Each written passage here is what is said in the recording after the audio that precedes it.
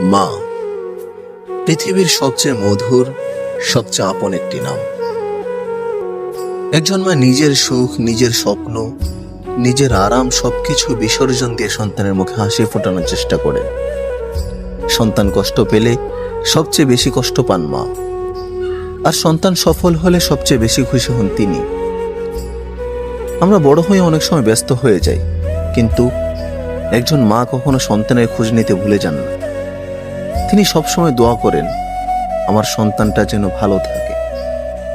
পৃথিবীতে নিঃস্বার্থ ভালোবাসার সবচেয়ে বড় উদাহরণ হলো একজন মা। আজ মা দিবসে পৃথিবীর সকল মায়ের প্রতি রইল গভীর শ্রদ্ধা, অফুরন্ত ভালোবাসা ও কৃতজ্ঞতা। যাদের মা বেঁচে আছেন তারা যেন মায়ের মূল্য বুঝে তাকে সময় দেয়, ভালোবাসে।